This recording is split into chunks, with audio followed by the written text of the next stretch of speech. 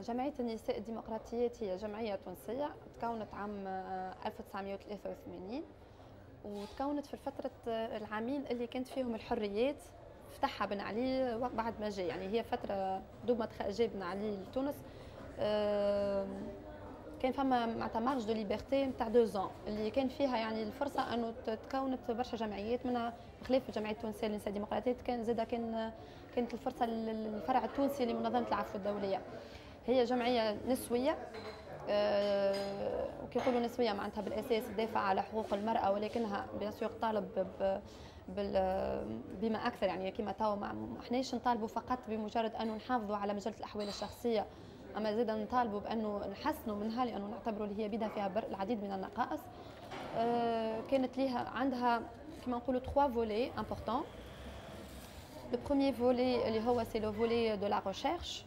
اش معناتها ريشيرش؟ يعني تسكي وضعيه المراه في تونس.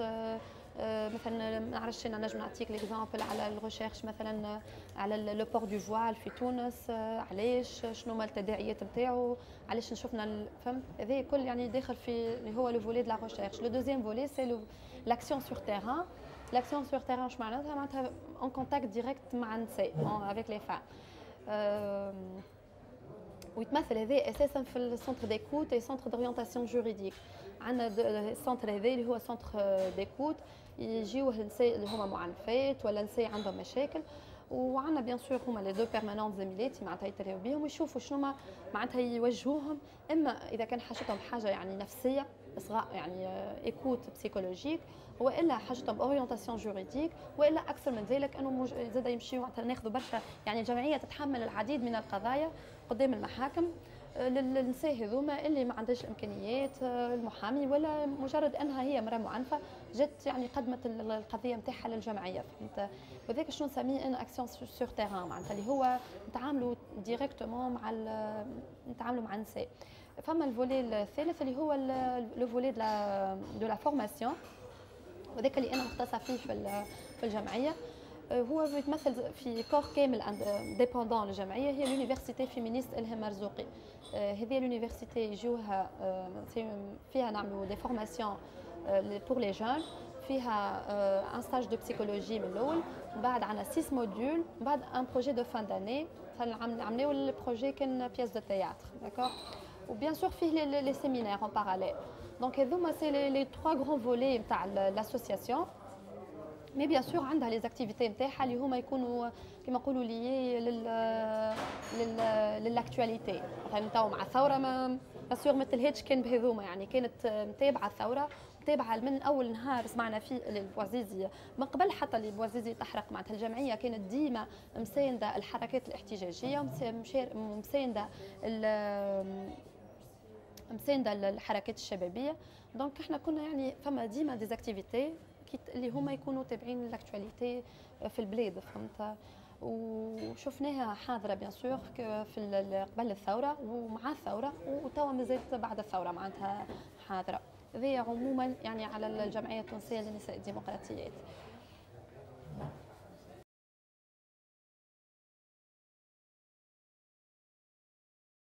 En fait, avant la Révolution, c'était quand même c'était assez difficile de participer parce que comme on était on a été, heureusement qu'on ne l'est plus, mais on était une association soi-disant contre le pouvoir, contre le gouvernement, et donc on était toujours encerclés, on était toujours comment dire, il y avait le blocus total devant l'association. C'est-à-dire que réellement, pour faire nos activités, il nous faut faire 3-4 fois l'effort de n'importe quelle autre association, et il fallait surtout toujours avoir un plan A, un plan B, un plan C pour contourner le gouvernement, parce qu'il y avait toujours la police derrière nous, parce que nos téléphones elles étaient sur écoute, et parce qu'à la dernière minute, à chaque fois qu'on va organiser n'importe quoi, on a par exemple l'hôtel qui dit « Ah désolé, je ne peux plus vous accepter ». Et donc c'est pour ça qu'on préparait toujours nos séminaires, nos actions sur terrain avec toujours des plans, donc plan A, plan B. Donc dès que par exemple on a, je sais pas, l'hôtel qui dit je suis désolé, je peux plus vous accepter, on passe au plan B et vice versa. Donc Donc c'était quand même assez difficile, mais on était là déjà parce qu'on était indépendants. On participait avec notre indépendance, on participait avec plusieurs manières et surtout je pense le fait qu'on était là à dire on est contre ce qui se passe et on est là et on va résister. Donc c'était vraiment la manière comment on a vraiment pu faire la révolution de notre façon. C'est vrai qu'on a aussi participé avec des moyens concrets, comme par exemple organiser des manifestations à l'époque pour soutenir au départ parce que c'était que des émeutes sociales, c'était pas vraiment une révolution quand ça a commencé et donc on a soutenu ces émeutes malgré qu'au départ c'était pas vraiment mais bien sûr on était interdit de sortir même de l'immeuble, donc on avait des barrages de policiers qui nous ont interdit de sortir et donc on a eu l'idée de sortir dans les balcons pour crier du balcon et on a écrit des slogans, des affiches et on les a collés comme ça. Tout le balcon était bien sûr avec et là dès qu'on a collé nos affiches, les policiers sont venus pour écrire, ils écrivaient et qui était le plus rapide des policiers pour noter le plus de notes, pour aller après donner et dire voilà les femmes démocrates pensaient ceci et écrivaient cela. Donc, mais quand même on a réagi et c'était pour nous essentiel de dire qu'on existait, qu'on était avec le peuple et on n'est pas prête, de dire oui à un pouvoir qu'on voyait et qu'on vivait avec. Mais c'est vrai qu'en ce moment, on sent qu'on est plus active parce que quand même on a la liberté de parler, on a la liberté de participer, on a les moyens. Par exemple, moi, c'est la première fois de ma vie que j'ai vu une activité dans un hôtel aussi chic que le Mashtel. Donc avant, on ne pouvait pas le faire. On était toujours encastrés dans nos associations l'un contre l'autre parce qu'on n'avait pas la possibilité d'organiser quoi que ce soit à l'extérieur. Et donc maintenant, c'est vrai que par exemple, dès qu'on va organiser une manifestation, on a organisé déjà après la Révolution la marche des femmes. Et c'est là que pour la première fois de ma vie, j'entends des hommes qui nous disent rentrez à vos cuisines. C'était choquant, mais on l'a entendu. Et on a organisé aussi un séminaire, comme je viens de le dire, une conférence plutôt nationale où on a réuni les femmes du nord au sud. Elles sont venues de Kasserine, de Sidi Bouzid et on a préparé un manifeste des femmes, le manifeste qui va être proposé au gouvernement ou plutôt aux candidats des élections. Donc c'est vrai que là, on voit vraiment parce qu'avant on travaillait, on faisait les mêmes efforts, mais les résultats on ne les voyait pas vraiment parce que c'était pas possible. Donc voilà, donc plus ou moins en ce moment on prépare beaucoup sur la transition, on parle beaucoup de la transition démocratique, on parle beaucoup des élections et surtout, bien sûr, puisqu'on est féministe, on parle beaucoup du rôle de la femme dans la transition démocratique et son rôle dans les élections et qu'elles peuvent. Donc, c'est ça, c'est des points vraiment qui sont liés en ce moment à la transition et aux élections. On veut vraiment montrer aux femmes qu'elles peuvent être des candidates et qu'il n'y a pas plus facile que d'aller voter aussi. Donc, c'est deux points que finalement les Tunisiennes n'ont pas vécu auparavant et que c'est le moment qu'on le vive pleinement et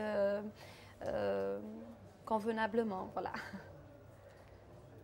Bon, ça n'empêche, il y a un autre point que j'ai oublié d'en parler parce qu'après la Révolution, on a créé un comité qui s'appelait le comité d'enquête.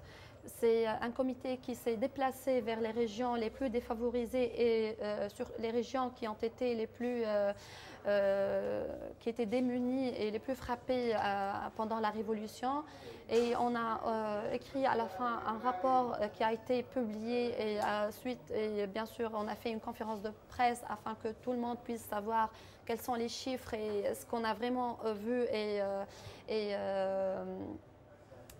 comment dire, finalement, grâce à cette enquête, on a finalement décidé d'ouvrir un centre d'écoute à Tella pour les femmes, bien sûr, et on a appelé centre d'écoute, au lieu que ce soit centre d'écoute pour les femmes victimes de violences, c'était centre d'écoute pour les femmes victimes des répressions de la Révolution. Donc ça, c'est l'action qui est vraiment toute récente. Le manifeste, c'est autre chose, mais on a quand même essayé de préparer aussi, de voir la Constitution, notre Constitution, quels sont les points négatifs qu'il faut les refaire parce qu'en fait, c'est vrai qu'il va y avoir tout un travail. Et donc, nous, on a commencé par nous, en tant que féministes, en tant que des femmes qui militent pour l'égalité et la dignité, afin de vraiment mettre en exergue ces lois et plutôt ces articles qui défavorisent et dévalorisent la femme. Donc, c'est un double travail. Un qui est le manifeste des femmes. Ça, c'est pour les candidats. Et le deuxième, c'est pour la Constitution, qui est tout un travail qui va venir après. D'accord. Mais c'est vrai qu'en fait, vraiment, ce qu'on faisait, pendant la Révolution, c'était plusieurs choses à la fois. Par exemple, on a fait des choses qui paraissent très petites, qui ne sont pas des activités grandioses. Mais par exemple, pendant la Révolution, on a fait des permanences. Parce que les jeunes, ils manifestaient. Et donc, à chaque fois, il y avait des jeunes qui fouillaient la police par là et par-ci. Ils n'avaient pas où se cacher. Et donc, nous, par exemple, pendant la Révolution, on a décidé de faire des permanences pour laisser le local ouvert pour que les jeunes puissent avoir un local où se cacher, où se reposer. Donc, c'est ça, notre contribution. Ça passe avec des petites actions comme celle-là, parce qu'ouvrir notre local, ça paraît pas grandiose en fait, mais réellement ça l'était pour les jeunes qui se cachaient, qui venaient. Et en fait, ils fouillaient la police, donc c'était un local qui leur donnait de la sécurité, mais d'eux aussi, c'était un espace où ils se réunissaient. Parce que Ben Ali, ce qu'il faisait, c'est que on n'avait pas le droit à l'espace public, on n'avait pas un espace où on pouvait se réunir, discuter. Tout ça, c'était des choses interdites. Ce qu'on est en train de voir, par exemple, à l'avenue Habib Bourguiba en ce moment, où il y a des gens qui viennent et qui parlent, qui discutent, ça, on ne l'avait pas, c'était interdit. Avoir plus que 3-4 personnes qui se mettaient debout pour discuter, ça faisait peur au régime et donc c'était interdit. Donc notre local aussi, on l'a ouvert afin que ces jeunes puissent venir discuter, débattre, peut-être même penser à faire d'autres projets et pas que notre association, faire d'autres associations parce que pour nous c'est essentiel pour la société civile. Donc voilà, c'est vraiment des actions. Ce qu'on faisait, ça part avec des petites actions comme juste ouvrir nos portes à tout le monde, aux jeunes, mais jusqu'à ce que aider ces femmes-là de l'état psychologique au juridique. Donc voilà.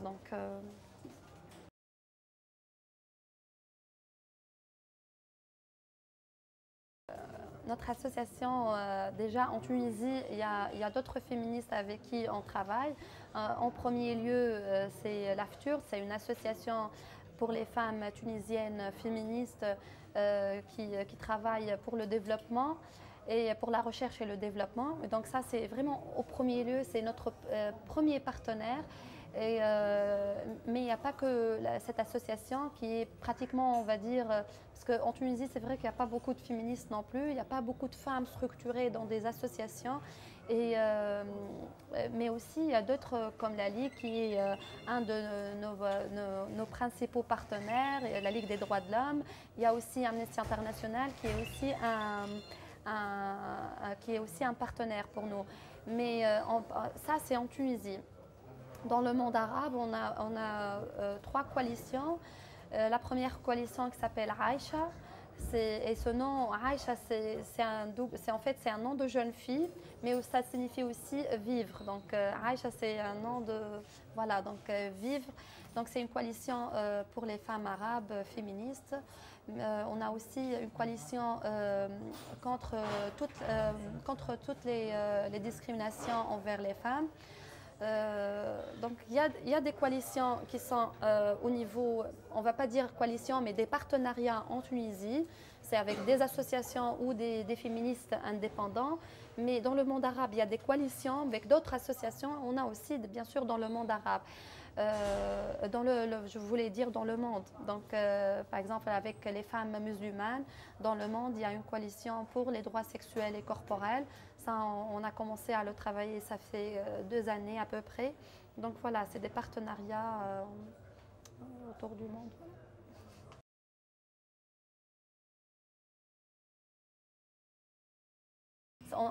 L'association tunisienne des femmes démocrates, on l'a toujours critiquée, on a toujours dit que c'est une association qui défend des propos de la bourgeoisie, que c'est une association élitiste, que c'est une association qui ne parle pas du peuple. Ça, c'est vrai, parce que finalement, notre association n'était pas comment dire, attaquée que par le régime, mais aussi par les machos, par les hommes qui la considèrent comme une association qui ne milite pas pour les droits des Tunisiens et qui fait que les gens pensent à des choses qui ne sont pas vraiment intéressantes. Et donc finalement, c'est vrai que c'est une association qui était, comment dire, attaquée par